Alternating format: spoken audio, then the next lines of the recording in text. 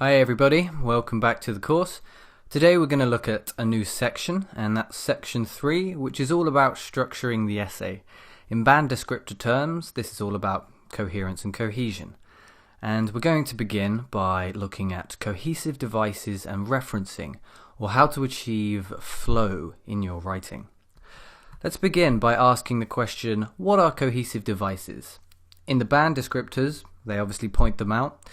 They say for band 7 that you need to use accurate and appropriate cohesive devices with not too much overuse or underuse. But what good is that if we don't know what cohesive devices are? So, cohesive devices are the words and phrases which link your sentences and the clauses within your sentences together. They link the ideas between separate sentences and clause together. So really, cohesive devices create flow. I want you to read an extract now from a Model Task 2 essay and mark what you think the cohesive devices are. Identify the cohesive devices I've used in this paragraph. One of the main drawbacks of driving a car is the amount of pollution it causes. This is because the fumes from car exhaust contain chemicals which pollute the atmosphere. As a result, people who live in places with many cars, like cities, may suffer from respiratory-related illnesses. Furthermore, air pollution has a negative impact on a global scale. To illustrate, the polar ice caps are melting as a consequence of global warming, to which air pollution contributes.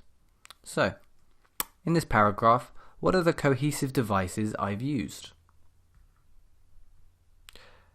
This is because. As a result. Furthermore. To illustrate, and as a consequence of. So we have 1, 2, 3, 4, 5 cohesive devices being used in this paragraph. And you can see how they all link back to the previous sentences before them.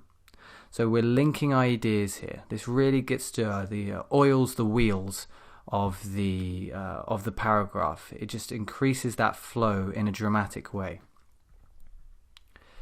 And so what I've got on this slide is a table full of cohesive devices that you can use in your own essays. We're going to use these cohesive devices, the purposes, such as begin an opinion, describe a result, give a reason, give an example. You're going to use these more than once. So it's important that we have a variety of different cohesive devices so that you don't repeat yourself. It's a very bad idea to write, for example, twice in one paragraph. It's a bad idea to write, for example, twice in one essay. You won't need to. You have a number of different ones here. For example, to illustrate, for instance, to illustrate this point. Okay? So you should never have to repeat a cohesive device. It would be a good idea here to pause the video and to take a screenshot of this table, or perhaps even write it down to help you memorize the devices themselves. And on this next slide, we have even more useful cohesive devices for different purposes. Here we've got clarifying a point, linking ideas, switching arguments, and making another point. Okay, so lots of different cohesive devices that you can use to improve that flow in your essay. Again, pause the video, take a screenshot, print it out, and try experimenting with these cohesive devices to see if you can improve that flow in your essay. Perhaps you've been struggling to achieve flow in your essay. This is how you would remedy that. So let's look at cohesive devices in use. Now, using the cohesive devices we've looked at on the past 2 slides in the table, I want you to try yourself to change this paragraph to make it sound more coherent, more cohesive, and more fluent. A disadvantage of prisons is their arguably luxurious conditions. Inmates are given televisions to watch, video games to play, and expensive sports facilities to use. This does nothing to deter the criminals from committing crimes once they are released. This pleasant environment requires a great amount of money to be maintained. The taxpayer, whose taxes pay for the upkeep of these prisons, is left out of pocket in order to keep prisoners entertained in their cells. Just as a side note, a little bit of extra vocabulary for you here. To be out of pocket means to have lost money. So that might be something you can include, especially if you're doing the general training module, as it's a quite idiomatic language. So what I want you to do then is to see if you can use the cohesive devices we've looked at on the past 2 slides to modify this paragraph, to make it more fluent, to make it more cohesive. You can remove words and add words, expressions, phrases, but what we're trying to do here is just improve the coherence and cohesion of the paragraph itself. Okay, so pause the video now and see if you can have a go at this exercise. Okay, if you're ready, let's have a look at how I've modified this paragraph. Okay, so firstly, one disadvantage of prisons is their arguably luxurious conditions. For example, inmates are given televisions to watch, video games to play, and expensive sports facilities to use. This is a problem because it does nothing to deter the criminals from committing crimes once they are released. Moreover, this pleasant environment requires a great amount of money to be maintained. As a consequence, the taxpayer, whose taxes pay for the upkeep of these prisons, is left out of pocket in order to keep prisoners entertained in their cells. As you can see, every cohesive device that's been used here has a purpose.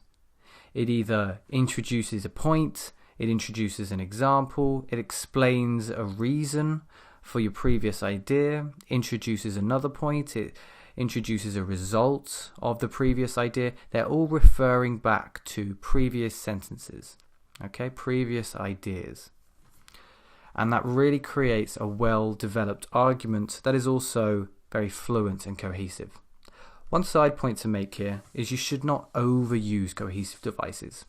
This paragraph works because every cohesive device serves a purpose and improves the paragraph as a result. But if you're using cohesive devices all over the place, that will really look very forced, and it in fact has the opposite of effect of reducing the fluency of the paragraph, reducing the flow, because it looks it's hard to read when it's like that. So make sure you're only using about 4 or 5 cohesive devices per paragraph.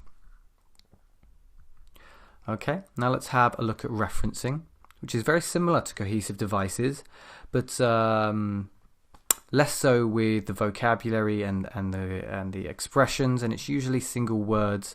We'll have a look at what it means now. And we'll have a look at what it means by comparing 2 paragraphs. So I want you to look at these 2 paragraphs and decide which one looks more fluent. One reason sports stars deserve high salaries is that the sports stars set good examples for children. It is because they show children that if the children believe in themselves, the children can achieve anything. If top athletes didn't do it, then the children would lose out on a role model. It is why successful sports professionals should earn more money than other professionals. So what do you think? Does this sound fluent? Let's look at the next one. One reason sports stars deserve high salaries is that they set good examples for children. This is because they show children that if they believe in themselves, they can achieve anything. If top athletes didn't encourage this idea, then these children would lose out on a role model. This is why successful sports professionals should earn more money than other professionals.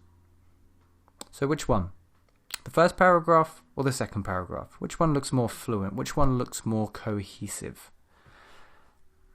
Hopefully, you've all picked the second paragraph. Let's look at why this is. So, as you can see here, we added some words and we took away other words. Let's look at the words in bold. So one reason sports stars deserve high salaries is that they set good examples for children. So if we removed the second sports stars and just added the pronoun they, this reduces repetition and increases the flow. This is because they show children.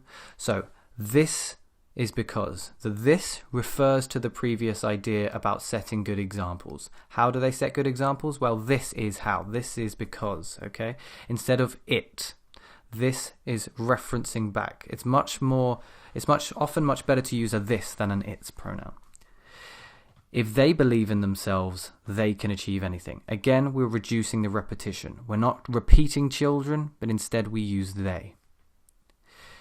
If top athletes didn't encourage this idea, here we've kind of had to modify the entire section. Instead of didn't do it, we've had didn't encourage this idea. But it's necessary because encourage, first of all, is more accurate. It's a better collocation with idea.